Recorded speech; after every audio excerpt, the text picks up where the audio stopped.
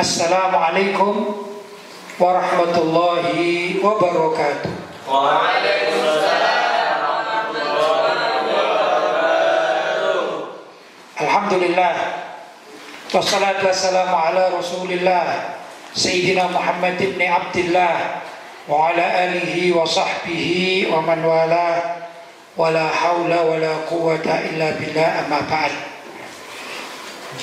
Ikhwani rahimakumullah, malam hari ini kita diberi anugerah oleh Allah Subhanahu wa taala, yaitu dapat tetap berkumpul di Majelis Ta'lim Ribat Al-Murtadha yang sangat mulia ini. Mudah-mudahan Allah berkenan menerima amal ibadah kita dan dijadikan oleh Allah Subhanahu wa taala sebagai amal yang pahalanya berlipat ganda. Terutama kita berada pada malam hari di bulan suci Ramadan, yang mana pahala-pahala amal kebaikan itu akan dilipat gandakan oleh Allah 10 kali lipat hingga 700 kali lipat. Mudah-mudahan kita mendapat yang terbaik. Amin. Ya ikhwan, malam hari ini kita akan berbicara atau membaca salah satu dari artikel yang saya tulis dengan judul 7 kemuliaan bagi pecinta ulama. Jadi fokus kita adalah mencintai para ulama, ya. Perlu diketahui bahwasanya Allah SWT menjadikan para ulama itu adalah orang-orang yang sangat mulia derajatnya di sisi Allah Subhanahu wa ta'ala. Allah berfirman, Bismillahirrahmanirrahim, yarfa'illahu alladhina amanu minkum walladhina utul ilma darajat, ya. Yarfa'illahu alladhina amanu minkum, sungguh Allah akan mengangkat orang-orang yang beriman di antara kalian. Mengangkat maksudnya mengangkat derajat, ya. Walladhina utul ilma, dan orang-orang yang diberi ilmu yaitu para ulama, darajat, beberapa derajat. Jadi kalau orang beriman biasa itu diberi derajat oleh Allah SWT. Misalnya orang beriman biasa, umumnya ya, orang beriman, orang Islam diberi 1 derajat, ya. Tapi kalau dia ini di samping dia beriman, dia alim, maka diberi kemuliaan darajat, beberapa derajat dibandingkan orang yang sekedar beriman kepada Allah SWT. Orang yang beriman itu saja sudah diberi derajat yang sangat tinggi dibandingkan orang-orang yang tidak beriman. Tapi orang yang diberi ilmu yaitu alim, maka derajatnya dilipat gandakan, darajat luar biasa, ya. Karena itu mudah-mudahan kita mencintai para ulama-ulama yang kita muliakan, yang mulai dari ulama-ulama salaf di kalangan para sahabat radhiyallahu ta'ala anhum. Kita mengenal misalnya Sayyidina Abdullah bin Abbas, itu ahli tafsir, ya. Dan Sayyidina Abu Hurairah, ini juga luar biasa, ahli al-hadits, ya, termasuk perawi hadis yang terbanyak, itu juga ulama-ulama, ya. Dan masih banyak ulama-ulama di kalangan para sahabat radhiyallahu ta'ala anhum. Kemudian juga para tabi'in, misalnya Imam Tawus itu adalah kubara dari kalangan tabi'in, yaitu pembesar-pembesar di kalangan para tabi'in, ya dah. Luar biasa, masih banyak, ya dah. Nah, kita pernah dengar juga Imam Az-Zuhri. Kemudian di bawahnya itu kita mendengar yaitu imam-imam dari pencetus 4 mazhab. Ini Imam Abu Hanifah, Imam Malik radhiyallahu ta'ala anhu, Imam Syafi'i, Imam Ahmad bin Hanbal. Kemudian di bawahnya lagi sekelas Imam Bukhari, itu ulama-ulama, Imam Muslim, Imam Ibnu Majah, ya, Imam Tirmidzi dan lain sebagainya. Terus rentet-rentetan ada Imam Ghazali, terus ada Imam Ibnu Hajar dan Imam Nawawi dan lain sebagainya, ya. Ini para ulama.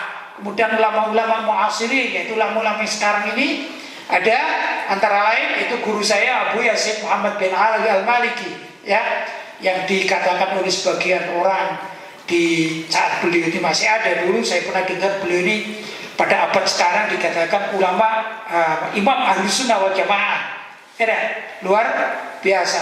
Karena beliau banyak kitab-kitabnya yang ditulis. Nah, karya tulis kitab-kitab itu banyak sekali dan itu bermanfaat untuk dunia Islam. Maka beliau dikenal juga sebagai Imam Ahlussunnah wal Jamaah pada abad sekarang. Ini luar biasa. Dan masih banyak juga ulama-ulama yang ada sekeliling kita ya, yaitu ulama-ulama Ahlussunnah wal Jamaah di pesantren-pesantren yang berpegang teguh dengan, kalau di Indonesia mayoritasnya bermadzhab Syafi'i, dan madzhab di dalam berakidah ikut Imam Asy'ari dan Imam Maturidi, ya dah. Kemudian mereka juga mengikut madzhab tasawuf seperti pengikut madzhab Imam Junaid al-Baghdadi, ya dah, dan lain sebagainya. Apa itu? Yaitu ulama-ulama ahli tasawuf yang berbingkai syariat. Nah, ini kalau kita mencintai mereka ya, kalaupun namanya mujalasah, duduk dengan mereka. Kalau mereka sudah wafat, bagaimana kita? Ya duduk dengan murid-murid beliau. Tapi andai kata tidak, minimal kita membaca kitab-kitab mereka ini, itu sama dengan mujalasah. Itu mengambil manfaat dari ilmu-ilmu mereka. Itu yang dikatakan kita mencintai para ulama. Mudah-mudahan kita dicatat oleh Allah SWT sebagai pecinta-pecinta ulama. Allahumma amin. Silakan Ustaz dibaca Ustaz. Bismillahirrahmanirrahim. Alhamdulillahi rabbil alamin. Wassalatu wassalamu ala asyrafil anbiya'i wal mursalin Sayyidina Muhammadin wa ala alihi wa sahbihi ajma'in, amma ba'd. 7 kemuliaan bagi pecinta ulama, karya Kiai Haji Lutfi Basri. Al-Faqih Abu Laythi berkata, seorang yang duduk di sisi seorang yang berilmu, walaupun ia tidak dapat menghafalkan ilmunya sedikit pun, maka ia mendapatkan 7 kemuliaan. Ya, ada 7 kemuliaan. Orang hanya duduk saja dengan seorang ulama. Ulama di sini adalah ulama akhirat maksudnya ya. Ulama yang senantiasa berupaya mengajak orang untuk menuju akhirat. Itu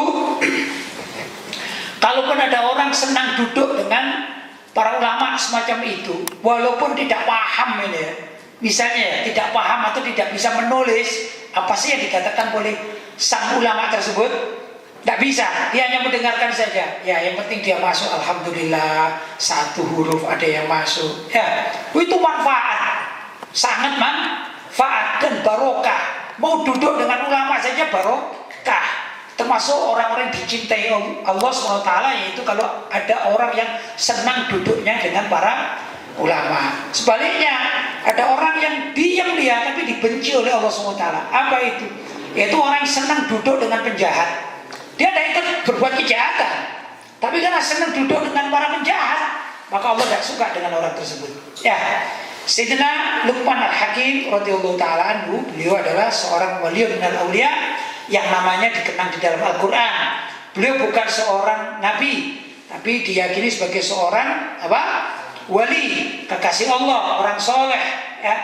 Itu berkata atau pesan kepada putra-putranya atau anaknya, ya bunayya, wahai anakku, alaika bimujalasatil ulama, hendaklah kalian senantiasa duduk menyertai para ulama. Wasma' kalamal hukama, dan juga hendaklah kalian senantiasa mendengarkan kalimat nasihat ahlul hikmah. Ahlul hikmah itu orang suka nasihat. Ya, karena ada orang, kalau orang ulama itu biasanya membahas tentang hukum halal dan haram ya. Tapi kalau ahli hikmah biasa dikatakan misalnya duduk sama ahli hikmah, sebut saya ini ahli hikmah misalnya, maka tidak banyak mengatakan ini hal haram, tapi gini, kamu ya kalau misalnya duduk di malam hari ya zikirlah kepada Allah. Itu ahli hikmah. Kalau orang yang zikir kepada Allah itu akan diingat oleh Allah. Kayak gitu-gitu namanya ahli hikmah. Suka nasihat, tapi memang orangnya orang soleh, suka nasihat ya. Fa innallaha, karena Allah Subhanahu wa taala yuhyil qalbal mayyita binuril hikmah. Karena Allah Subhanahu wa taala itu akan menghidupkan hati yang mati itu binuril hikmah, dengan cahaya nasihat. Orang kalau sering dinasihati dan dia mau menerima nasihat tersebut, asalnya orang ini nawakal menjadi baik. Asalnya orang ini nggak punya adab bisa menjadi punya adab. Asalnya orang ini bodoh menjadi pintar. dalam agama. Kenapa? Seringnya mendengarkan nasihat-nasihat para ulama. Jelas ya? Kemudian kama yuhyil arda al-mayyita biwabilil matar, seperti juga Allah akan menghidupkan tanah yang padas yang mati. Ya, tanah mati itu cara Allah SWT menghidupkannya apa? Biwabilil matar, dengan turunnya derasnya hujan. Maka kalau ada tanah yang dianggap mati, ya, atau tidak bisa menumbuhkan apa-apa, kalau kena hujan deras sekali saja, itu langsung rumputnya hijau, ya kan? Kalau yang semula ada pohon-pohon yang sudah menguning, sudah hampir mati, terkena apa? Air hujan, itu langsung menjadi hijau, bagus begitu ya. Inilah yang dimaksudkan bahwasanya orang yang senang mendengarkan nasihat para ulama dan ahli hukama, para hukama, maka hatinya lama-lama akan menjadi hidup begitu. Jelas ya? Silakan Ustaz, lanjut. Pertama, ia diberi keutamaan orang-orang yang mencari ilmu. Ya, pertama kalau dia duduk saja nggak mengerti loh ini ya. Kalau mengerti jauh lebih baik, apalagi mencatat, apalagi menghafalkan. Tapi duduk saja seperti kalian ini, ya, duduk di situ aja, ya, walaupun ngantuk-ngantuk gitu ya, namanya malam hari ya. Tapi ini dicatat sebagai thalibul ilm, pencari ilmu. Yang pencari ilmu itu mempunyai pahala yang besar. Padahal hanya duduk saja, ya. Karena itu kalau sudah duduk semacam demikian ini sayang kalau duduk tidak mendengarkan, duduk sambil bergurau, duduk sambil asik sendiri, ya dah. Duduk sambil misalnya tangannya digini-ginikan, asik, enggak, rugi. Ya, karena apa? Ada ilmu yang disampaikan, tapi kitanya yang enggak peduli. Lihat sana misalnya, ada kan gitu kadang orang duduk itu gak serius itu, ngaji lebih gak serius. Ada ustadznya itu tapi matanya ke sana, ke sini. Ini sayang, walaupun dia masih lebih mulia daripada orang yang tidak ada di majelis taklim, tapi rugi. Kenapa rugi? Itu para ulama ya memberikan ilmunya. Kalau ada satu kalimat atau satu huruf dari ilmu para ulama itu didengarkan dan tertambat dalam hatinya, nyantol kata orang Jawa, maka orang tersebut akan mendapatkan hikmah yang besar, ya. Dan kalau ilmu sudah didapatkan, maka dia bukan sekedar pencari ilmu, tapi ilmunya ditambahi oleh Allah Subhanahu wa Ta'ala. Jelas ya? Lanjut Ustaz. Kedua, selama ia masih berada di sisi orang yang berilmu, maka ia tercegah dari segala macam dosa. Ya, kalau dia ini masih berada di sisi orang yang berilmu, ya, juga dalam majelis taklim demikian ini, maka dosanya akan diampuni oleh Allah Subhanahu wa Ta'ala. Luar biasa. Duduknya saja, ya dah, kita di majelis taklim seperti ini, dosa kita diampuni oleh Allah Subhanahu wa Ta'ala. Luar biasa. Ya, karena kalau kita habis berbuat dosa di mana gitu, gimana caranya tobat, tidak tahu, waduh gini, ya cari majelis taklim.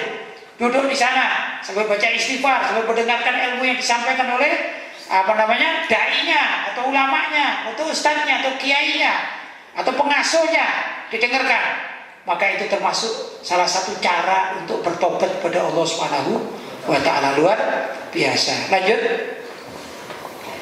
Ketiga, jika seorang keluar dari rumahnya menuju tempat orang alim, maka rahmat akan turun kepadanya. So, orang yang keluar dari rumahnya menuju ke rumahnya orang alim, ya, mau di situ ada pengajian atau mau bertamu atau sowan, ya, yang jelas dia ini mau ingin bertemu sama orang alim, maka itu Allah menurunkan rahmat kepadanya.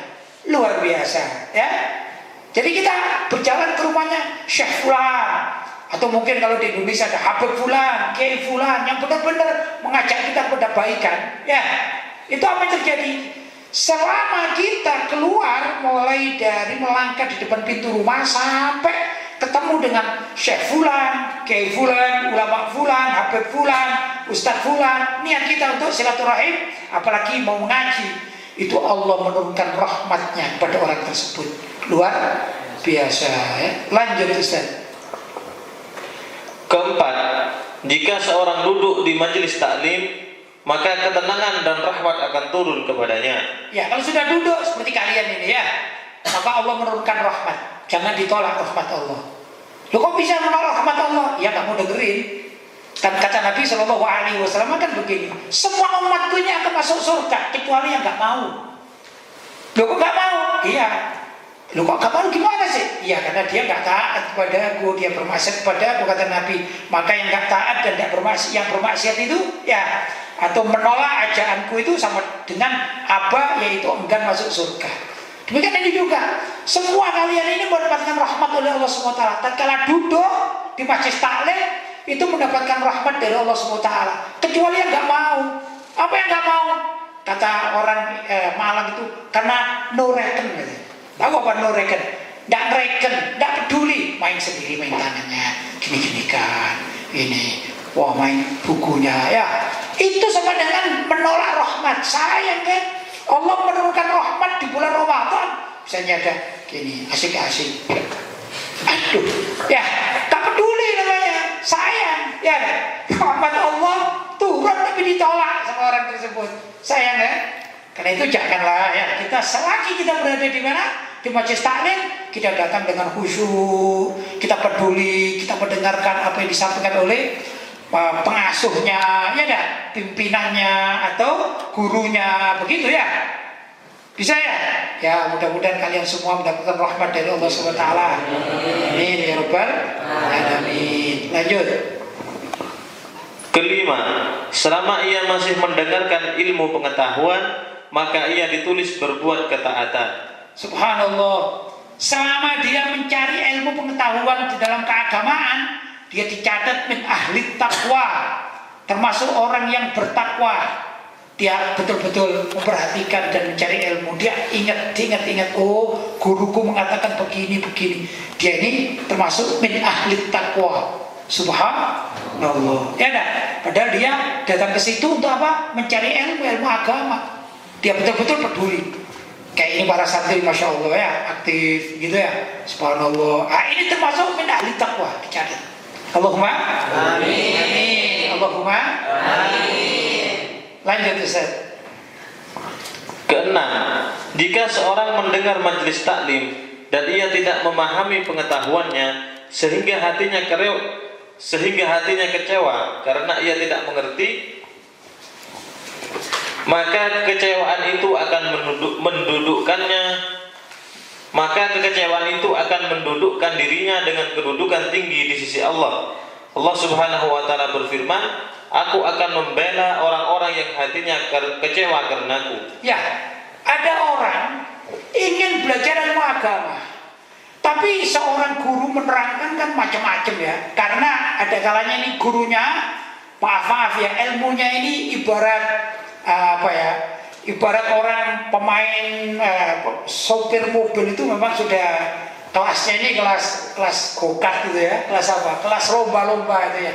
Terus ada yang ingin baru nyopir nih, jangankan nyopir mobil itu, wong namanya klakson aja nggak paham dia. Nah, yang gurunya ini menerangkan sudah, ini kalau tekongan begini ya, ini sudah tinggi kelasnya ya gitu.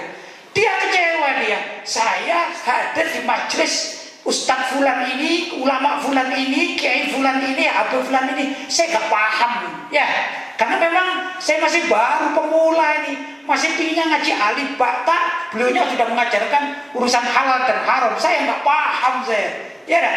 Karena ada orang demikian. Saya pribadi punya pengalaman, ya. Dulu waktu berangkat ke Mekah, ke tempat guru saya, Syekh Muhammad bin Ali Maliki, ya, itu saya masih betul-betul mentah. Gak ngerti apa-apa, yang bisa dikatakan ilmunya ilmu alif bata. Padahal guru saya ini mengajar dengan bahasa Arab. Saya tidak begitu paham bahasa Arab. Ya sudah, dengerin aja lah gitu. Ya, kecewa tak? Ya pasti kecewa. Ngaji tapi gak paham. Semua yang paham saya gak paham, kan kecewa. Itu maksudnya begitu. Ya, karena di sana kan beda. Mengajarnya Abu Yasin Muhammad bin Ali Al-Maliki, ya, ini mengajarnya pakai bahasa Arab. Saya hanya ngerti mahada kita. Wah, ini susah. Ya, akhirnya apa? Ya nggak paham. Tapi lama-lama kan diberi kepahaman oleh Allah. Ya, karena mau peduli. Kan begitu. Nah, orang yang kecewa karena Allah, kecewanya kan bukan apa-apa. Saya nggak paham ya. Ya, saya nggak paham ini gimana itu. Mungkin di antara para santri ini ada biasanya yang pertama kali belajar ilmu faraid itu susah memahaminya. Gurunya sudah menerangkan, sudah detail, tapi karena ini santri baru, tidak ngerti. Ini kan pembagian waris. Ini termasuk adalah apa? Min ahdil warafah. Waris itu apa? Warosah itu apa? Gak paham. Ya ada kan begitu di awal. Ini orang yang kecewa seperti itu besok akan dibela oleh Allah SWT. Kenapa? Karena dia ini kecewa bukan karena keduniaan. Dia kecewa karena mengaji gak paham. Karena itu kalian kalau mengaji gak paham, gak usah marah-marah, gak usah motong gitu ya. Wah sudah saya mau mengaji gak paham. Padahal ini termasuk jaminan dari Allah. Allah yang akan menghibur orang yang kecewa karena Allah SWT. Yaitu belajar kepada seorang alim. Orang alimnya menerangkan karena orang yang lain, jamaah yang lain itu sudah pandai-pandai, ya dah mau ngajar alim bakta, kasihan yang lain-lain, dia cuma mendengarkan saja mustame. Ya, itu kalau orang Malang dikatakan ini santri popok bawang. Ya, apa santri popok bawang itu? Dia diajak bicara nggak paham, kan memang bukan kelasnya, tapi itu pahalanya besar di sisi Allah Subhanahu wa Ta'ala, luar biasa. Silakan Ustaz. Ketujuh, seorang muslim akan memandang seorang alim dengan penghormatan dan merendahkan orang-orang fasik sehingga menolaknya kepada kefasikan karena hatinya condong kepada ilmu pengetahuan. Karena itulah Nabi Muhammad SAW menyuruh umatnya selalu bergaul erat dengan orang-orang yang soleh. Ya, orang muslim, ya kita alhamdulillah ya, kalau memandang seorang yang alim itu pasti dengan penghormatan karena kita tahu, ya dah. Dan kalau ada orang fasik, maka kita melihatnya, orang muslim melihat orang fasik itu ya nggak seneng kan gitu ya. Ini sudah naluri manusia. Orang fasik hanya penjahat lagi. Kalau kita melihat orang alim sebagai kita orang muslim dan mukmin kepada Allah SWT, kita ahli ibadah, memandang ketemu orang alim seneng nggak? Seneng. Kalau ketemu penjahat gimana ini? Pasti nggak suka. Ya, karena itu adalah umat Islam pandai-pandai mencari kawan atau pergaulan. Jangan sampai bergaul dengan orang-orang yang jahat, tapi bergaullah dengan orang-orang yang alim. Karena bergaul dengan orang-orang yang alim, yang soleh, itu akan membawa ketenangan hati, membawa keberkahan dalam hidup, bahkan berpengaruh keras sampai di akhirat pun demikian ya. Luar biasa. Lanjut Ustaz. Betapa mulianya para pencari ilmu agama yang selalu mendambakan agar dirinya dapat memahami ajaran Islam dengan baik dan benar. Di antara cara untuk mendapatkan ilmu yang sesuai dengan ajaran Rasulullah SAW adalah selalu mendekatkan diri kepada para ulama sebagai pewaris Rasulullah SAW. Ya, jadi para pencari ilmu seperti kalian-kalian dan kita, saya juga begitu, saya suka mencari ilmu tetap ya. Kata Abu Yazid Muhammad Al-Maliki ini mengajarkan kita ini, murid-muridnya, dikatakan lazil tatoliban, engkau ini tetap kapanpun tetap menjadi pencari ilmu. Maka kita perlu juga orang-orang sudah mengaji, ustaz-ustaz ini berdiskusi, bertanya kepada yang lebih pintar. Dan setiap orang kan mesti mempunyai pengalaman yang berbeda-beda ya. Dalam diskusi antara asatidzah, antara guru-guru ini pasti ada yang dalam bab ini fulan ini lebih pintar, maka dia menjadi pencari ilmu. Dalam bab ini yang ustaz satunya lebih pintar. Itu kalau di kalangan orang-orang yang ahli agama. Saya pun juga bergaul dengan para ulama-ulama sehingga karena kita diskusi. Kadang saya mengambil ilmu dari fulan bin fulan ya. Fulan bin fulan ngambil dari temannya, temannya ngambil dari apa yang kita kasih, demikian seterusnya. Itu namanya lazil liban. Engkau senantiasa toliban mencari ilmu. Ya, apalagi para santri kan begitu. Nah, maka orang yang masih meletakkan dirinya sebagai pencari ilmu, maka akan mendapatkan ilmu dengan sebaik-baiknya asalkan disesuaikan dengan ajaran yang telah diajarkan oleh baginda Nabi Muhammad Sallallahu Alaihi Wasallam. Antara lain apa itu ajaran Nabi? Yaitu kita perlu mencintai para ulama pewaris para nabi. Al-ulama warasatul anbiya. Ya, para ulama yang benar-benar mengajarkan ilmu yang lurus, mengajak jalan yang lurus ya. Maka mereka adalah pewaris para nabi. Dan Pewaris para nabi itu berhak untuk dihormati oleh umat Islam. Kita sebagai umat Islam wajib memuliakan mereka, yaitu ahlul ilmi, para ulama. Tapi sekali lagi ini ulama akhirat ya, bukan ulama mencari dunia.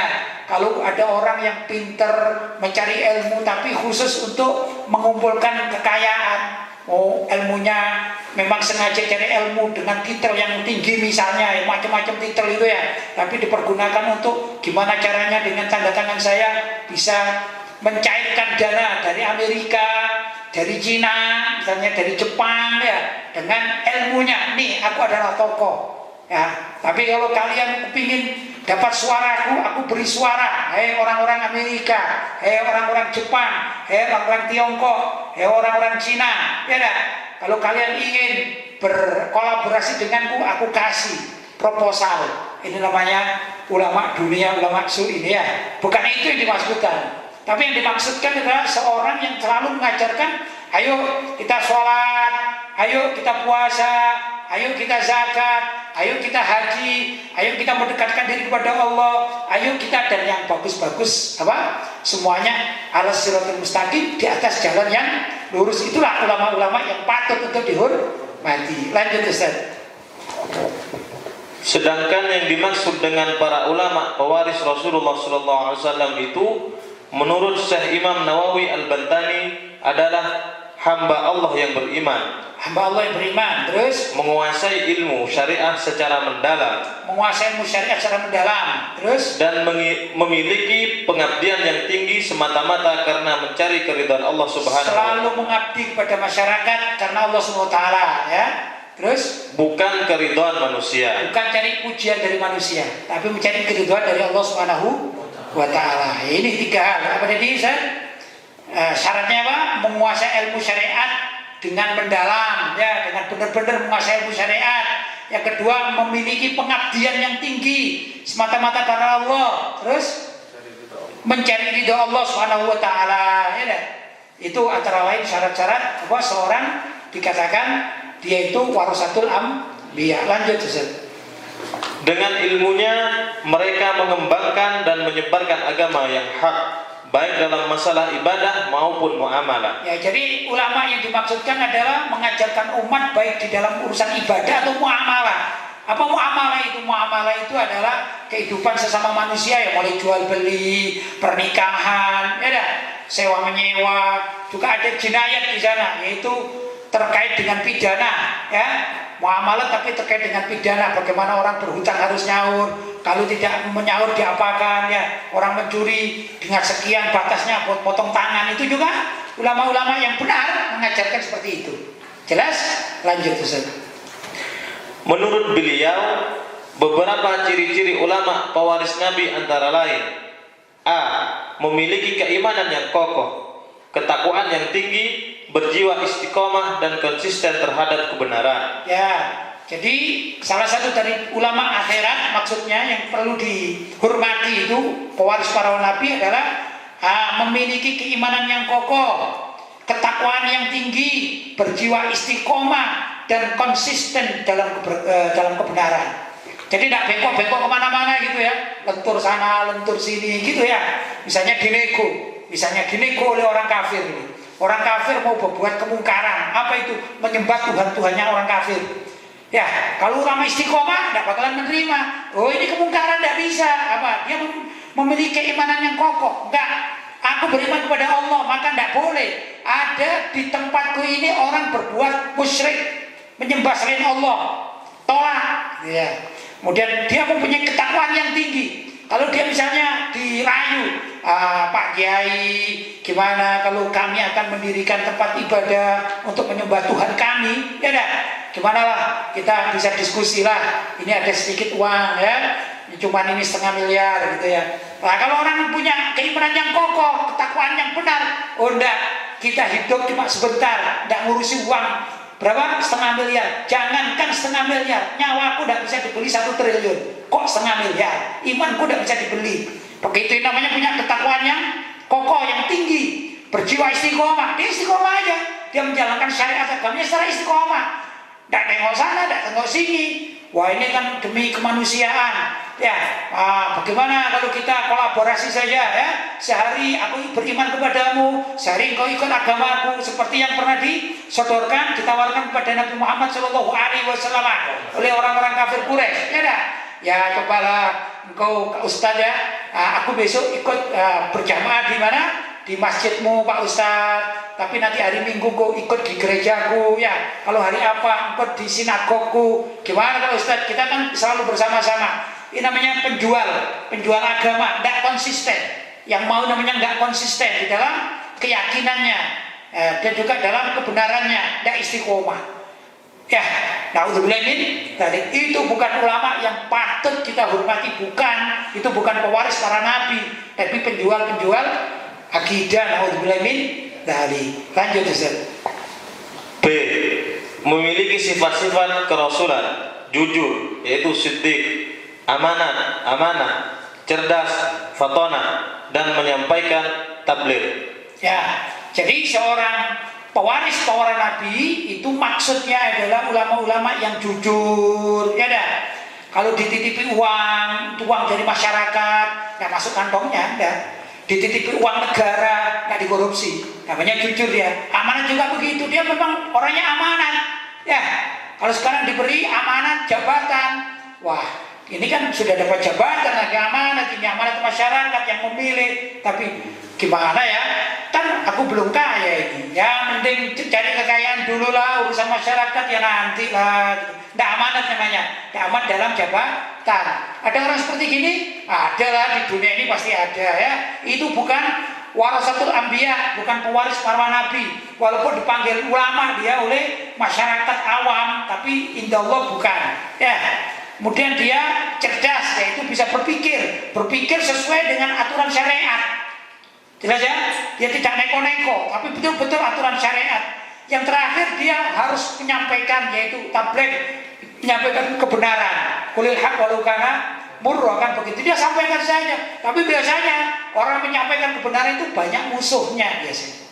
Maka ini kalian para santri yang kepingin jadi ulama-ulama warasatul anbiya harus mulai sekarang ini siap. Pasti aku punya musuh, pasti. Jangankan kalian, Nabi Muhammad aja punya musuh. Siapa musuhnya? Salah satunya Abu Lahab yang memusuhinya. Bukan Nabi Muhammad mencari musuh, tapi namanya di mana-mana orang yang berbuat baik itu akan dimusuhi. Ya, jangankan gitu, Nabi Adam itu, Nabi Adam sudah dimusuhi oleh siapa? Oleh iblis. Ya, Nabi Adam belum pernah menyakiti iblis, tapi sudah dimusuhi oleh iblis. Demikian dan seterusnya. Karena itu orang baik senantiasa akan mendapatkan musuh dari kalangan orang-orang jahat. Lanjut Ustaz. C. Faqih fid din sampai rasihun fil ilmi, yaitu mendalami agama hingga mendarah daging dalam pengamalannya. Ya, orang yang warasatul anbiya, yaitu gimana caranya orang itu mendalami ilmu agama dan berusaha untuk melaksanakannya sehingga dia mendarah daging. Misalnya istiqomah. Ada orang yang ahli ilmu, ya paling, tapi malas sholat. Nanti ajalah sholat. Oh, ini bukan termasuk. Tapi begitu mendengarkan Allahu Akbar, ada nida, ini ada panggilan dari Allah SWT untuk menghadap Allah, ya, maka dia akan sholat. Dia istiqomah begitu. Dia tahu. Oh, ini waktunya puasa, sudah dia puasa, mempersiapkan apa yang harus dipersiapkan. Oh, ini uang saya sekian bisa untuk haji, langsung dia siap-siap untuk berangkat haji. Demikian dan seterusnya. Itu namanya terpanggil oleh keilmuannya. Ya, jiwanya terpanggil oleh keilmuannya. Itulah yang dikatakan rasikhun fil ilm, ulama yang rasikh, ulama yang benar-benar mendalami dalam keilmuannya. Lanjut. D. Mengenal situasi dan kondisi masyarakat. Iya, seorang alim itu harus mengenal kondisi masyarakat. Kalau sekarang aja sudah, sekarang ini musim corona ya. Orang yang alim itu harus tahu, kalau berfatwa nggak boleh ngaco, nggak boleh asal-asalan, suka-suka, enggak. Maka misalnya sekarang ini musim ada namanya zona merah, ada namanya zona hijau. Harus tahu kondisi masyarakat. Oh, orang yang hidup di zona hijau maka kehidupannya normal. Masjid-masjid normal, sholat normal, sholat Jumat normal, semuanya normal karena berada di zona hijau. Dia paham. Sedangkan di zona merah yang sudah gawat, ada tetangganya sana sudah kena COVID, ya dah. sini ada berita, terus kemudian ada pengumuman dari pihak yang berwenang, dinas kesehatan. Oh, di daerah ini memang terjadi zona merah, maka dia mencarikan jalan keluar, bukan marah-marah dia. Ya, oh memang kalau menurut mazhab Syafi'i misalnya terpaksa di masa darurat itu andai kata masjidnya ditutup, dia tidak marah-marah, dilihat dulu situasinya bagaimana lingkungan masjid atau lingkungan masyarakatnya. Kalau misalnya ada yang ke masjid, ya berani ke masjid, yaitu hak yang berani ke masjid. Tapi misalnya dia mengambil hadis Nabi Shallallahu Alaihi Wasallam, kata Nabi Shallallahu Alaihi Wasallam, firra minal majdumi firaraka minal asad. Kamu larilah dari orang yang kena lepra yang menular itu seperti engkau lari dari kejaran harimau. Jadi kalau ada virus seperti gini ini yang kan nggak tahu kan yang membawa siapa gitu ya. Orang yang alim, rasih fil ilm, ya dia akan tahu, oh kita berada di zona merah, maka dia mencarikan solusi. Gimana orang-orang yang nggak berani keluar dari rumah? Ya, apalagi sudah ada kejadian-kejadian misalnya. Dicarikan solusi. Oh ya, sholat itu boleh di rumah. Gimana Jumatannya? Ya kalau memang mampu mengadakan Jumatan dengan keluarganya, ya sholat Jumat di rumah. Misalnya mampu, dia khutbah bisa, begitu ya. Kebetulan anaknya itu 10 misalnya, laki-laki semua misalnya, ya bisa. Kan begitu kan? Terus bagaimana? Ya, kalau dari jumlah tidak memenuhi syarat, nanti setelah sholat Jumat dia i'adatus shalah, yaitu sholat zuhur. Itu ada dalam mazhab Syafi'i, memberikan solusi namanya. Ya dah, yang sholat di masjid memang dia berani, oh ada aturannya. Kalau menurut pemerintah kita ya, itu paling tidak antara jamaah satu dengan yang lainnya berapa? 1 meter, dengan menggunakan apa ini namanya, cuci tangan, apa namanya istilahnya, hand sanitizer dan lain sebagainya. Itu ya, atau kadang-kadang yang dikerobongkan gitu ya. Nah itu begitu caranya. Ini namanya memberikan jalan keluar, bukan asal marah-marah. Enggak, itu namanya ulama ar-rasih fil ilmi, yang punya dalil, punya dasar, punya wawasan tinggi dan lain sebagainya. Jelas ya? Lanjut Ustaz. Terakhir ya, mengabdikan seluruh hidupnya untuk memperjuangkan dan menegakkan ajaran Allah Subhanahu wa taala. Ya, mengabdikan seluruh hidupnya untuk memperjuangkan dan menegakkan ajaran Allah. Maksudnya berdakwah fi sabilillah, melayani masyarakat yang memerlukan bimbingannya. Ya dah, karena ada begitu. Ada orang itu buahnya ditanya, kadang-kadang tanya sana sini karena memang dianggap mengerti dan dia mau. Tapi kalau kadang-kadang ada orang yang mengerti, ibarat ditanya, misalnya Ustaz tadi saya tanya ya, Ustaz saya mau tanya Ustaz, 1 tambah 1 berapa Ustaz? Jawabannya berapa? 2 kan? Tapi ada orang yang malas ditanya, Ustaz 1 tambah 1 berapa Ustaz? Siapa yang tanya, nggak penting. Ini bukan sifat ulama, ini bukan. Paham ya?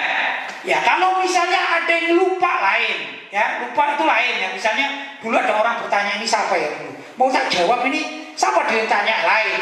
Tapi kalau setiap pertanyaan, gak penting. Paling anak miskin yang tanya. Nah ini bukan sifat ulama. Jadi ulama itu harus memahami gitu, hidupnya untuk keagamaan semuanya, yaitu berdakwah fi sabilillah. Jelas ya? Mudah-mudahan apa yang saya sampaikan kita baca tadi sudah selesai gitu ya.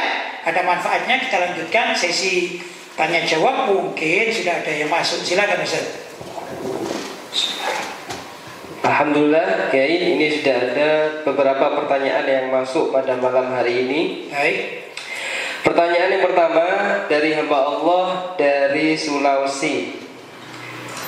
Mau tanya Kiai, bagaimana hukum membaca Al-Quran dari HP?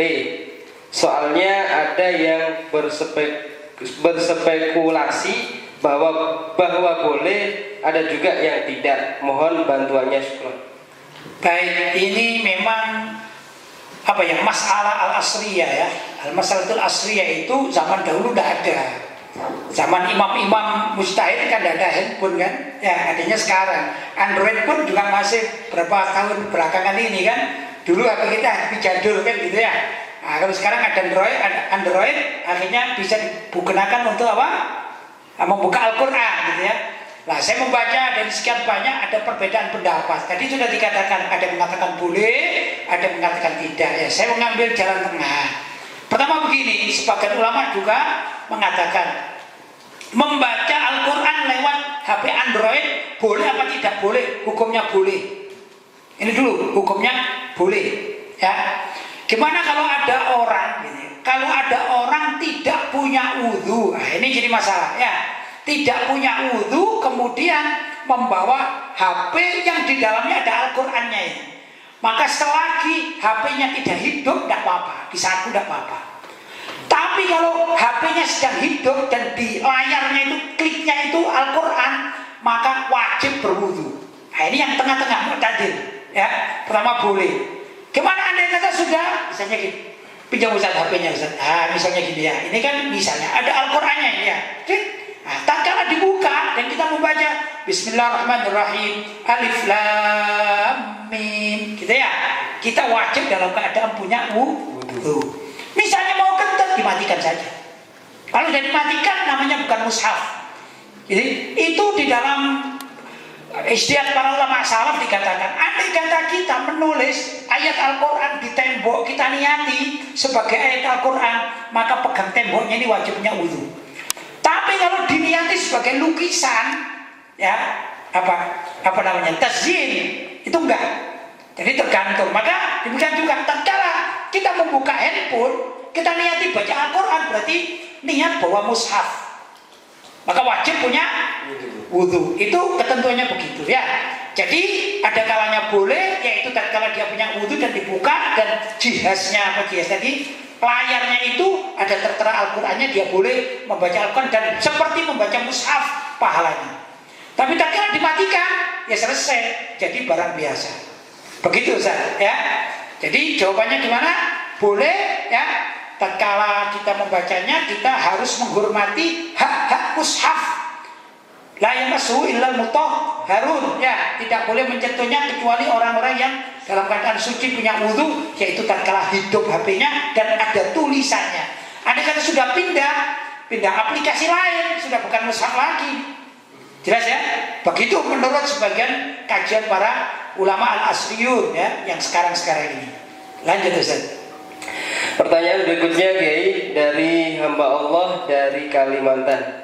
Assalamualaikum warahmatullahi wabarakatuh. Waalaikumsalam warahmatullahi wabarakatuh. Kiai mau tanya, misalnya ada orang yang sudah berusia 50 tahun, tapi dia mulai balik meninggalkan sholat. Mulai balik ya, sampai usia 50 tahun ya. Baik. Ternyata setelah umur 50 tahun dia sadar dan berniat untuk mengqadha sholatnya.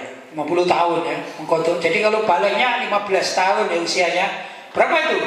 50 dikurangi 15 berapa? 35 tahun gak sholat. Baik. Ternyata belum selesai mengqadha semua, orangnya meninggal dunia. Bagaimana dengan sisa sholatnya? Misalnya mengqadhanya 25 tahun gitu ya, mengqadha meninggal dunia, sisa berapa? 10 tahun gitu ya. Nah, pertama begini, bahwasanya ada ibadah yang harus dikerjakan sendiri yang tidak bisa diwakilkan ya.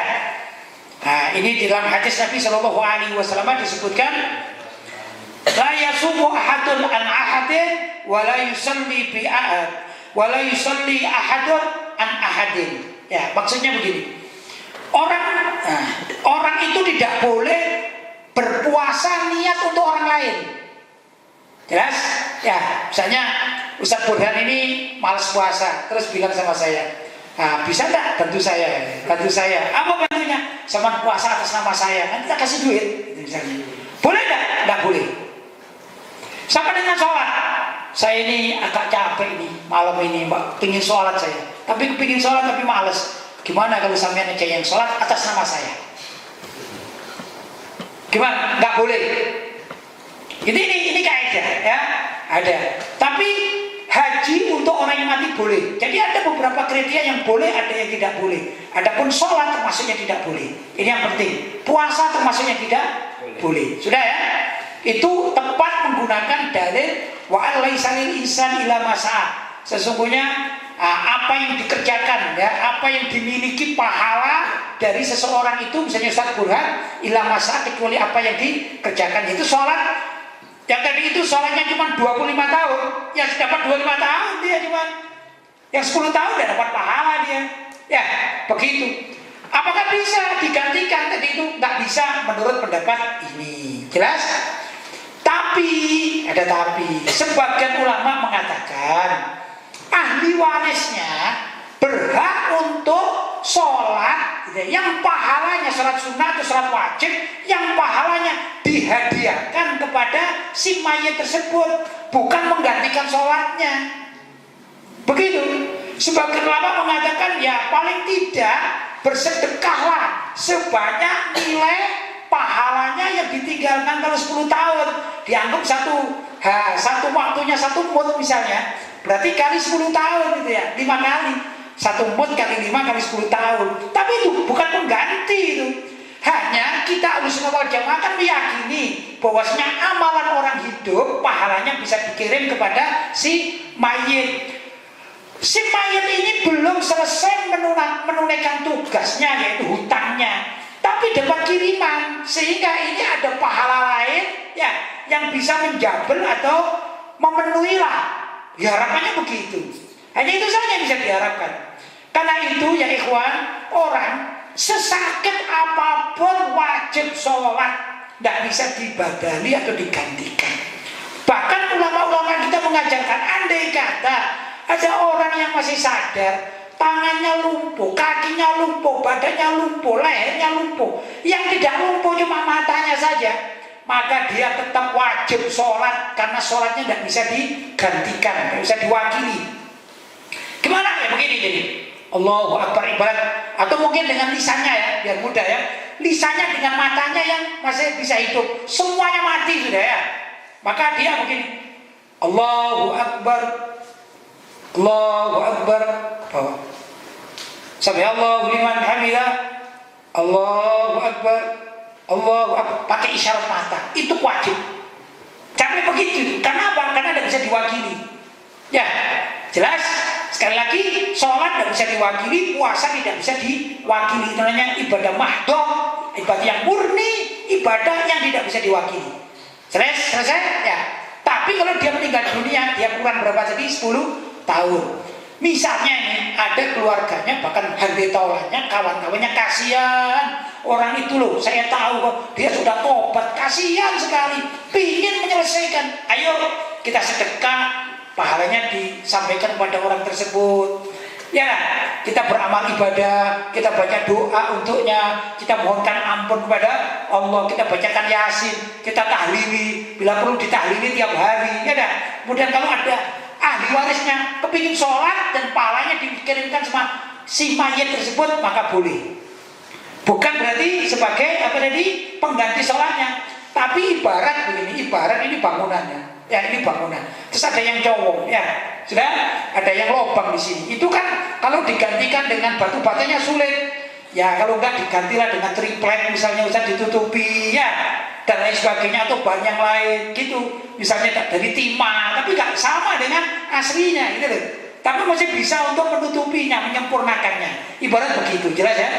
Baik, lanjut. Pertanyaan berikutnya dari hamba Allah dari Bekasi. Baik. Mohon maaf, sekedar bertanya Pak Kiai. Baik. Ada ungkapan sejarah itu akan berulang. Kalau dari kacamata Islam itu bagaimana? Benarkah pernyataan tersebut? Dan apakah boleh atau tidak berdosa kita menganggap seperti itu? Sejarah itu akan berulang atau akan terulang gitu ya. Itu ada kalimat sejarah akan terulang. Begini, ada 2 kalimat ini. Kalau dikatakan sejarah boleh terulang, itu tak apa-apa hukumnya. Tapi kalau sejarah pasti terulang, tidak boleh. Kenapa? Karena yang menentukan kepastian itu Allah, bukan prediksi kita. Di dalam ayat Al-Quran kan ada itulah. Ya, wala taqulanna li syai'in inni fa'ilun dzalika ghadan illa ayyasha Allah. Wala taqulanna li syai'in, jangan kalian mengatakan pada sesuatu inni fa'ilun dzalika ghadan, aku pasti akan mengerjakan itu esok. Illa insya Allah, tapi katakanlah insya Allah. Misalnya ini kalau kita secara umum ya, misalnya Ustadz Hadi ini rumahnya di mana Ustadz? Di Bantur. Bantur ya. Saya bilang Ustadz Hadi, saya besok akan ke Bantur. Ustadz Hadi bilang pasti itu, ya saya pasti akan ke Bantur. Tidak boleh. Yang boleh insya Allah saya akan ke Bantur. Keinginan saya kuat besok saya ke Bantur, itu boleh. Karena apa? Belum tentu malam ini saya masih hidup. Kalau Allah murka, karena saya memastikan misalnya pasti gak ada mungkin lagi, pasti saya bisa ke Bantur. Ternyata malam ini dicabut, gimana? Allah kan bisa aja berkehendak demikian ya. Jadi kalau dikatakan kembali lagi, sejarah itu boleh terulang. Namanya boleh. Boleh itu mungkin terulang, mungkin tidak, tapi boleh terulang itu ya enggak? Sejarah. Begitu. Indonesia ini dulu dijajah Belanda. Apakah mungkin Indonesia suatu saat dijajah oleh bangsa asing? Boleh terulang. Mungkin terulang, maksudnya boleh itu boleh saja terulang. Kalau orang Indonesia nggak peduli terhadap negaranya, maka ada orang-orang asing pada masuk semuanya, dari mana-mana masuk, dari Cina masuk, dari Tiongkok masuk, dari Wuhan masuk, sama aja ya Cina itu. Ya, akhirnya diem saja. Maka bisa saja Indonesia ini terjajah. Walaupun dulu dijajah oleh Belanda, mungkin ke depan dijajah oleh Cina, mungkin juga Cina Tiongkok sana misalnya. Kalau kita tidak peduli, itu boleh terulang tapi apakah pasti? Belum tentu. Apakah Cina yang masuk ini pasti menjajah Indonesia? Belum tentu. Kita ini banyak ulama-ulama yang bisa berdoa, dan sebagian ulama-ulama ini doanya diterima oleh Allah SWT. Begitu misalnya ada 1 juta, 2 juta, 3 juta, 10 juta orang masuk Indonesia dari orang-orang asing, kemudian ada wali berdoa kepada Allah, ya Allah, bunuh itu semuanya calon penjajah Indonesia. Esok hari subhanallah semuanya ini terkena corona, mati semuanya. Kan bisa saja. Allahumma amin. Amin. Allahumma amin. Jadi orang asing mau menjajah Indonesia, mudah-mudahan mereka yang terkena corona dan mati. Allahumma amin. Ya dah. Kan bisa itu terjadi, karena itu nggak boleh kita katakan pasti akan terulang, dah. Tapi boleh terulang. Sejarah boleh terulang, bukan pasti terulang ya. Mudah-mudahan sejarah Indonesia dari yang dijajah oleh Belanda dulu tidak terulang lagi. Allahumma amin. Lanjut Ustaz. Pertanyaan berikutnya Kiai dari hamba Allah dari Banten. Baik. Assalamualaikum warahmatullahi wabarakatuh. Waalaikumsalam warahmatullahi wabarakatuh. Afwan Kiai, izin bertanya mengenai hadis tentang tanda-tanda kiamat. Baik. Apakah Ramadan tahun ini sudah pasti terjadi kiamat seperti prediksi dari beberapa orang? Itu pertanyaannya. Pasti kiamat. Jadi sudah katakan jangan bilang pasti, ya dah. Yang tahu hanya Allah Subhanahu wa Ta'ala, ya dah. Itu pertama. Saya katakan kalau melihat hadis-hadis Nabi Shallallahu Alaihi Wasallam ya, dan banyak tanda-tanda yang akan terjadi di akhir zaman itu pasti akan terjadi kelak, gitu ya. Misalnya dukhon, dukhon kemarin? Kabut pekat selama 40 hari itu pasti akan terjadi kelak. Pasti akan terjadi kelak tadi. Ya. Ada lagi Ya'juj dan Ma'juj misalnya. Itu pasti akan keluar, tapi bukan sekarang, kelak. Pastinya pasti. Karena janji Allah Subhanahu wa Ta'ala. Ya dah. Apalagi ada Dajjal. Kapan muncul? Pasti akan muncul. Kapan? Kelak. Ya kelak pasti ya. Terus bagaimana dengan sekarang? Ya kalau saya membaca hadis-hadis yang lain, selagi masih ada orang azan, ada orang mengaji, kita aja masih senang mengaji, ya dah, mengaji Al-Quran, mengaji kitab. Ini lagi di bulan Ramadan ini, ya kayaknya jauh lah dari kiamat, karena masih banyak orang azan. Walaupun sebagian masjid ditutup gara-gara corona, tapi apakah semua masjid itu nggak azan? Enggak. Maksudnya mungkin jamaahnya enggak hadir, tapi di mana-mana kan azan kan? Bahkan di HP kita itu bisa azan. Betul ya? Di TV azan enggak? Masih ada azan. Jadi masih jauh menurut saya. Kalau tahun ini ya masih jauh. Gimana dengan prediksi ada meteor akan jatuh? Iya, mungkin itu tanda-tanda kiamat. Tapi namanya alamatun sughra. alamatun sughra, tanda kecil Mas ya. Kalau alamatun kubro, alamat yang besar, yaitu tadi itu sudah ada Tuhan, ya dah, sudah ada Ya'juj dan Ma'juj, sudah ada adabah, apa hewan yang tingginya itu kalau dalam beberapa hadis ya, tingginya itu kakinya di mana? Di bumi, kepalanya di langit. Kalau dia ini mengejar orang dan akan membunuh orang, siapa yang dikejar ya dah, dia orang yang dikejar tidak akan bisa luput dari kejarannya. Kalau ada orang yang mengejar si Dabba ini, hewan yang akan muncul di akhir zaman, tidak mampu. Sudah ada atau belum? Belum ada, yang ada di TV aja kan, film-film anak-anak itu ya. Film apa namanya itu? Seperti lawannya apa namanya? Satria Baja Hitam itu kan ada kan ya. Wah itu kan kayak menghancurkan dunia, itu kan film aja ya. Nah itu kan belum terjadi gitu loh. Terus Imam Mahdi juga belum turun, belum muncul Imam Mahdi, Nabi Isa belum turun. Jadi kalau tahun ini ya kayaknya enggak lah. Ini pendapat saya ya. Loh kok bisa begitu? Iya, sesuai dengan hadis-hadis yang lain. Jadi kejadian-kejadian, misalnya ada sungai di Furat ya, sungai Efrat itu yang mengering. Ya mengering memang itu termasuk tanda kiamat, tapi masih tanda sughra, alamat sughra. Ya mungkin kan nanti ada hujan akan tumbuh lagi kan begitu. Juga nanti ada api yang mengelilingi atau menggiring masyarakat atau umat itu yang keluar dari Yaman juga belum ada. Alhamdulillah ulama-ulama Yaman masih datang ke Indonesia. Ya dah, apinya masih belum datang. Api yang hari kiamat itu api sebagai tanda hari kiamat belum juga muncul. Masih banyak kan ulama-ulama kita datang dari Yaman. Ya, jadi masih jauh lah. Saya kiaskan begini ya. Orang tidur itu dikatakan sebagai mati sementara. Ya kan? Orang tidur itu diibaratkan sebagai mati sementara. Gimana kalau ada orang ini senang tidur saja? Berarti ini sudah alamat mati. Ya, katanya Mbak Surip itu ya. Lagunya Mbak Surip gimana? Bangun tidur, tidur lagi. Bangun lagi, tidur lagi. Bangun lagi, tidur lagi. Bangun, tidur lagi. Kan gitu ya. Ini apa tandanya? Ini tandanya di lockdown. Tandanya apa? Di lockdown, isolasi di rumah ya, musim corona. Ya, makanya gemuk-gemuk.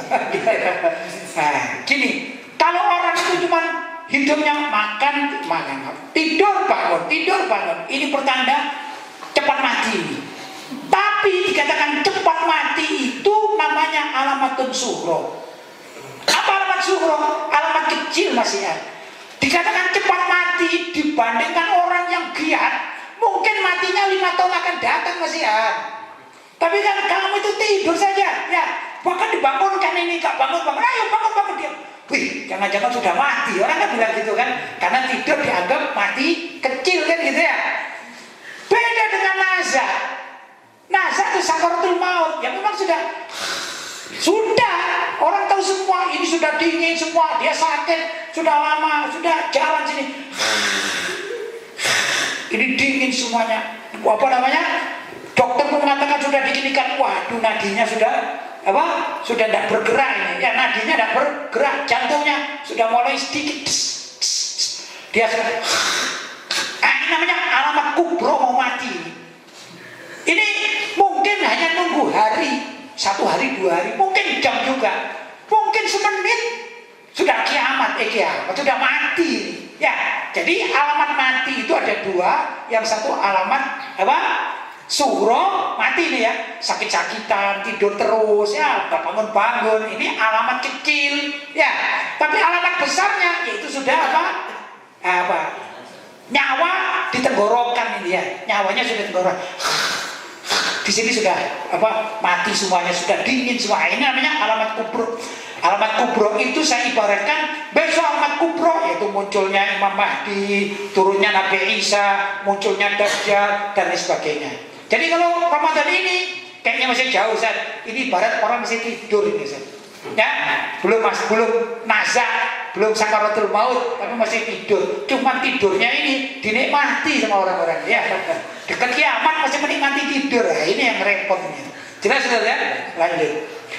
Pertanyaan berikutnya dari hamba Allah dari Tangerang. Baik. Assalamualaikum warahmatullahi wabarakatuh. Waalaikumsalam warahmatullahi wabarakatuh. Semoga inayah dan kelembutannya selalu tercurah kepada kiai, keluarga, serta para santrinya. Kami ingin bertanya tentang Maulid Nabi Shallallahu Alaihi Wasallam. Bagi kalangan yang menolak perayaan Maulid Nabi Shallallahu Alaihi Wasallam, mereka berpendapat bahwa hal tersebut dalam rangka ta'abud atau ibadah kepada Allah Subhanahu Wa Taala. Pendapat mereka ya? Ya pendapat aja loh. Lanjut. Sedangkan ada kaidah fikih yaitu al-aslu fi ibadah fil ibadah at-tahrim. Hukum asal suatu ibadah itu haram. Ya, lanjut. Namun bagi kita yang merayakannya berpendapat bahwa itu bukan ta'abud, melainkan tradisi atau adat istiadat. Ya. Seperti yang pernah kami pelajari sebuah qaul dari Abul Husain Al-Hasani Al-Hashimi dalam karya Al-Ihtifal bil Maulid An-Nabawi. Beliau pernah berkata, tidak ada satupun umat muslim yang menganggap maulid itu sebagai ibadah. Maksudnya ibadah mahdoh maksudnya. Ya. Hal senada juga pernah dikatakan oleh Sayyid Muhammad bin Alawi Al-Maliki bahwa maulid itu tradisi bukan ibadah.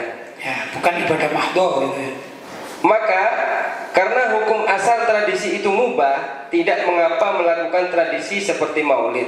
Ya. Yang jadi pertanyaan kami dalam pelaksanaan Maulid Nabi Shallallahu Alaihi Wasallam, khususnya kami orang Betawi dan umumnya Aswaja, itu ada semacam kewajiban untuk membaca rawi berjanji. Semacam ya, merasa semacam kewajiban, padahal tidak wajib gitu ya. Padahal tidak wajib hukumnya. Lanjut. Tidak sah maulid kalau tidak membaca rawi meskipun sepasal atau dua pasal. Ya itu kan perasaan saja ya. Perasaan. Lanjut. Sedangkan pembacaan rawi itu tujuannya agar kita ingat sejarah atau riwayat dari Nabi Shallallahu Alaihi Wasallam. Ya. Tapi masalahnya kami tidak tahu atau tidak paham apa arti dari pembacaan rawi tersebut. Ya biar belajar Ustaz. Nah. Bukankah itu termasuk ibadah? Karena suatu yang tidak difahami tapi tetap harus dikerjakan sebagaimana ibadah sholat, meskipun tidak paham apa yang dibaca namun tetap harus dikerjakan. Mohon pencerahannya Kiai, terima kasih. Ya, jadi yang perlu dipahami oleh masyarakat bahwasanya Maulid Nabi itu tidak wajib dilakukan. Perayaannya maksudnya ya, tidak wajib dilakukan, tidak.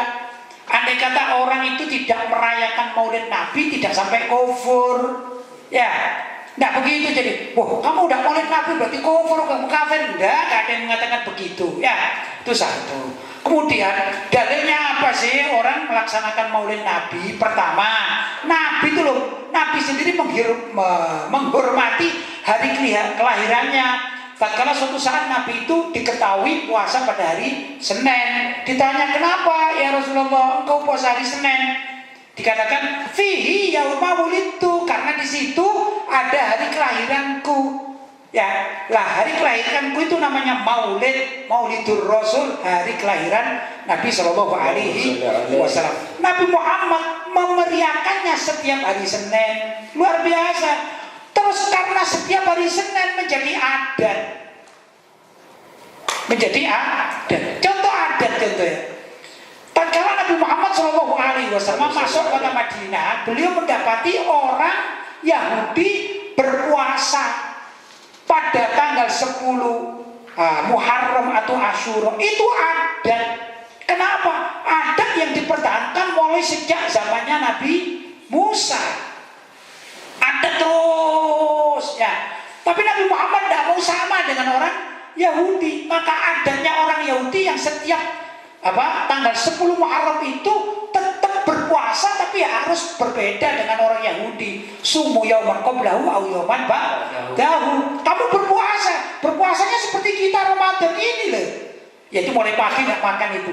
Cuma adanya orang Yahudi puasanya hanya tanggal 10, maka dirubah oleh Nabi. Aku tidak mau kalian hanya puasa tanggal 10 Muharram saja itu adatnya sama dengan adat orang apa? Sama adatnya dengan orang Yahudi. Maka kalian boleh berpuasa 9, 10 atau 10, 11. Itu ada. Tapi adatnya diisi puasa. Saya tanya, puasa itu maksiat atau ibadah? Ibadah kan? Tidak apa-apa, adat diisi ibadah. Tidak masalah. Demikian juga Maulid Nabi. Nabi itu memperingati Maulidnya setiap Senin dengan berpuasa. Itu adatnya Nabi berpuasa. Ada orang ingin memperingati Maulid Nabi tapi dirinya tidak kuat berpuasa. Masa wajib? Tidak wajib. Cuman aku ingin bersedekah misalnya setiap hari Senin misalnya ya. Setiap hari Senin aku ingin bersedekah. Kenapa? Karena Nabi berpuasa dengan perutku ini suka makan. Tapi aku punya duit ya saudara, saya ganti. Tapi setiap hari Senin dia terus bersedekah. Itu adatnya dia setiap hari Senin bersedekah. Itu kan yang punya duit Ustaz. Bagi kita-kita yang gak punya duit, aduh daripada sedekah enggak, puasa enggak kuat, baca sholawat lah. Ya dah. Sudah, ayo kalau Maulid Nabi hari Senin kita baca sholawat, ya baca sholawat. Ya Nabi salam alaika, ya Rasul salam alaika. Boleh apa tidak boleh? Ya boleh lah. Siapa sih ngelarang orang baca sholawat? Tidak ada. Terus kalau ini rawi bagaimana? Rawi itu hikayat, ya dah. Sebagian orang ini paham, ya sebagian orang ini paham. Wa kana sallallahu alaihi wasallam ahsanan nasi khalqan wa khuluqa. Saya paham kok. Jadi saya senang ada dibaca di situ. Kalau Ustaz tidak paham, jangan nyalakan yang paham dong. Kan gitu kan? Ustaz kalau kebetulan nggak paham, ya bertanya sama saya yang paham. Apa itu maksudnya? Begitu. Ya, bukan mudah mentiadakan. Jadi pembacaan rawi itu nggak wajib, tapi afdol. Tapi kalau ada perasaan ya lain lagi, Ustaz. Ya, contoh begini. Kalian, mohon maaf ya, saya di sini sebagai guru ya, sebagai guru. Secara hukum fikih, apakah wajib? Hukum fikih loh ya. Apakah wajib seorang murid itu bersalaman dengan kiainya? Tidak wajib kok secara hukum fikih. Tapi secara hukum akhlak, hukum tasawuf, pantaskah seorang murid tidak mau salaman dengan gurunya? Gak pantas. Maka adatnya murid itu kalau ketemu gurunya bersalaman. Nah terus adat ini berkembang. Kadang-kadang orang di Jawa ini, kalau saya cuma salaman saja dengan guru saya, apalagi yang sudah berkeluarga atau bekerja gitu, rasanya nggak enak itu kalau nggak ngasih hadiah sama guru. Apalah, mungkin ada uang 50.000 ya saya kasihkan guru. Itu ada. Tapi ini nilai sedekah loh ini, sedekah dan berpahala. Di samping salaman dengan gurunya, si murid tersebut ya memberi hadiah. Ini ada, tapi dapat pahala dapat. Sama dengan tadi, kita ini Maulid Nabi itu kan namanya saja Maulid Nabi. Ya, seperti tahlil. Tahlil itu istilah Indonesia. Apa tahlil itu? Tahlil ya baca Yasin. Loh kok sama? Ya sama. Itu seperti mudik dan pulang kampung. Mudik itu ya pulang kampung ya mudik. Ya dah. Tahlilan itu ya baca Yasin itu dikatakan tahlilan. Kenapa? Karena Nabi perintah iqra'u Yasin ala mau takum, bacakan surat Yasin untuk mayat kalian. Dikemas di Indonesia ditambahi la ilaha illallah, la ilaha illallah. Maka yang dimenangkan namanya apa? Tahlilan. Mungkin di sini yang dimenangkan namanya mudik bukan pulang kampung gitu loh. Kan sama aja. Apanya yang salah gitu ya. Jadi tidak perlu dimasalahkan seperti ini. Jelas ya? Tahlilan, Maulid Nabi, diisi yang baik-baik. Misalnya, ayo Maulid Nabi kita tahun ini gak pakai sholawat ya, tapi pakai pengajian umum. Boleh atau tidak boleh? Boleh. Misalnya ini ya, Maulid Nabi tahun ini gak ada namanya baca rawi atau apa, itu tidak ada. Bahkan sholawat aja, sholawat yang seperti biasanya dengan lagu itu misalnya gak ada. Kakak ya Nabi salam alaika. Cuman ini Maulid Nabi. Saya mengemasnya langsung ceramah. Assalamualaikum warahmatullahi wabarakatuh. Saudara-saudara, ini hari ini adalah Maulid Nabi. Kita syiarkan agama Nabi. Kita bela Nabi. Boleh tidak? Boleh. Tidak ada yang larang. Jelas ya? Itu saya. Jadi nggak kaku gitu ini ya. Dan kalimat adat itu adat ini ya. Adat itu kalau di Saudi atau di Mekah atau di mana-mana di negeri-negeri Arab, kalau kita melihat koran-koran itu ya, itu selalu dikatakan adat. Ini ada ya. Adat wataqalid rasikho lil ailatil jazairiyah bimunasabatil maulidin nabi syarif. Jadi ada adat untuk bersama-sama, misalnya makan bersama, ya, atau mengadakan pengajian bersama. Untuk apa? Menghidupkan Maulid Nabi, yaitu memperingati Maulid Nabi dengan adat-adat, segala macam adat yang baik-baik, Ustaz. Ya, kalau di Indonesia ini adatnya macam-macam. Boleh nggak boleh? Boleh. Salah satu adat membaca rawi itu adat. Salah satu adat membaca rawi. Saya nggak paham, yo ngaji aja kalau nggak paham. Kan begitu mestinya. Bukan nggak paham menyalahkan yang paham, kan enggak kan? Itulah kurang lebih begitu. Jelas Ustaz ya? Jelas ya. Masih ada? Sudah habis ya. Alhamdulillah sudah selesai. Mudah-mudahan ada manfaatnya. Amin. Mudah-mudahan Allah SWT membuka hati kita, dan orang-orang yang anti maulid mudah-mudahan hatinya diberi hidayah menjadi Amin. cinta maulid. Karena dengan maulid itu berarti menghormati Nabi Muhammad Sallallahu Alaihi Wasallam. Barangkali itu ya ikhwan, apa yang dapat saya sampaikan. Mungkin ada kata-kata saya yang kurang tepat, saya mohon maaf yang sebesar-besarnya. Hadza ma aqulu lakum wal 'afu minkum. Wassalamualaikum warahmatullahi wabarakatuh. Waalaikumsalam.